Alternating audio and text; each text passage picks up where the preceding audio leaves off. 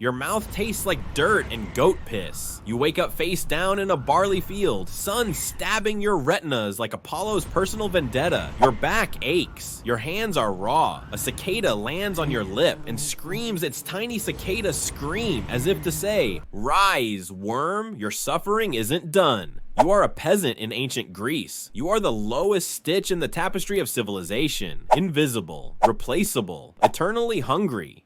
Your first memory is a woman screaming. Your mother, probably. Maybe your aunt. Maybe just another peasant midwife with hands like shovels and eyes that have seen too many deaths to care about another life. You slide into the world, blood slick and squalling, already behind on your olive picking quota. You are born in a one-room clay hut that leaks when Poseidon is in a mood. Spoiler, he's always in a mood. There is no prophecy, no shining star, no epic ballad, just the groan of your father as he realizes he has another mouth to feed and only one goat with a limp. The village priest sprinkles wine on your forehead and calls it a blessing. You scream, and he takes that as a good omen. Everyone claps. You are not a warrior, not a philosopher, not a demigod. You are dirt-stained collateral in the Greek epic no one tells.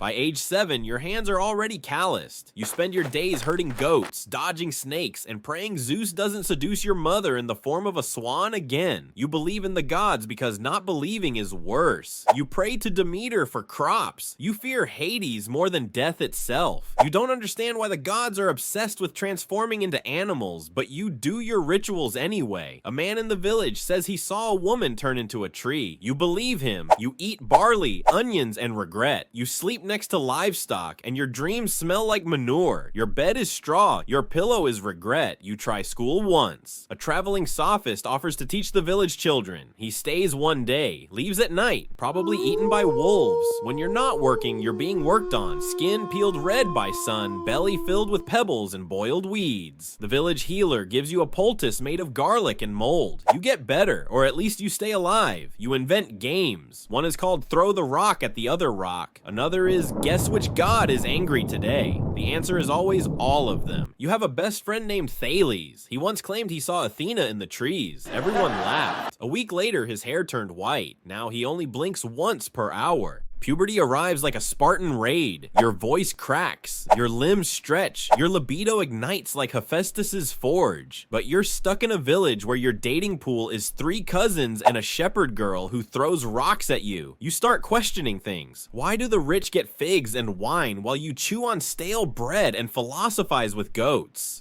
Why does every hero's tale begin with a prophecy and end in glory, while your story begins with cow dung and will likely end in the same? You think, therefore you suffer. You try to write a poem once. It rhymes. It's terrible. You burn it. Your father hands you a shovel. Philosophy won't dig trenches, he says. You dig. You sweat. You forget the poem. Sometimes in the distance, you hear war drums. You imagine joining, fighting, dying with honor. Then you remember your flat feet and asthma. You watch boys leave with swords and return in jars. You hug your asthma like a gift from Hera herself. During one summer, the village runs out of water. You walk 6 miles to the spring, carrying back 2 pots and 3 leeches. You lose 1 pot to a jealous nymph or a very strong squirrel. Hard to say. You spend afternoons lying on rocks, staring at clouds, wondering if clouds are just Zeus's armpit sweat. No one tells you no. You carve little figurines of gods out of goat bones. You keep them hidden. You talk to them when the nights get too loud. You make one of Hestia. You thank her when the fire doesn't die. You marry, not for love, but for labor. She has wide hips and tired eyes.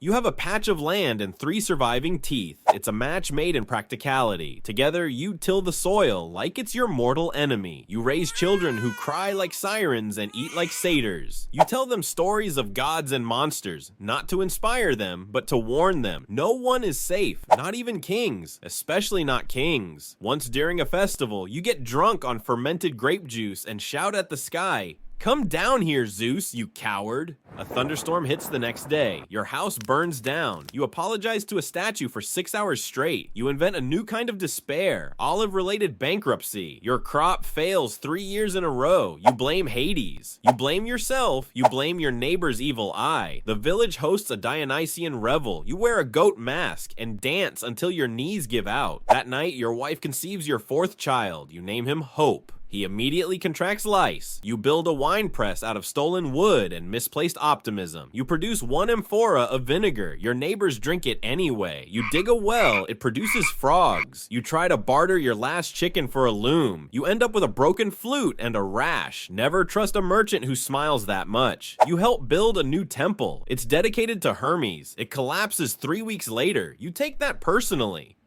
Your back bends like a question mark. Your knees sound like broken lyres. Your goats have outlived your dreams. You watch your children leave for Athens, chasing democracy and orgies. You stay behind, loyal to the soil that never loved you back. The world shifts. Empires rise. Philosophers babble about virtue and reason. You grow cabbages. You nod like you understand. A tax collector visits. You give him half your grain and a chicken. He spits on your threshold and calls it law. You stop praying, not because you lost faith, but because you're tired of being ignored. You begin talking to your shadow. It doesn't answer, but it stays. You teach your grandchildren how to survive a snake bite and how to lie about your crop yield. You develop a limp. You name it Aristotle. You build a fence to keep out wolves. The wolves laugh. You hear them. You laugh too. It's a mutual respect. Your wife starts mumbling to the gods in her sleep. You envy her faith, even if it sounds like she's threatening Hermes. You try to play the broken flute. It wheezes like your lungs. Still, you play. Your goats don't appreciate it. You plant an olive tree. You whisper to it daily. It never grows. You die in your sleep. No war, no glory, just a slow fade into the underworld, escorted by a minor spirit with a clipboard. Hades barely looks up. Name? You say it. He shrugs. Sit. You do, on a bench of spectral stone, surrounded by billions of forgotten souls and one guy who insists he invented democracy. Your ghost itches. You suspect eternity has fleas. Cerberus sniffs you, walks away, unimpressed. You try to haunt your village. Even ghosts get ignored. You ask for wine in the afterlife. They give you lukewarm grape juice and a dirty look. You look for your father. He's not there. You look for your mother. She's arguing with Persephone. You sit. You wait. You fade.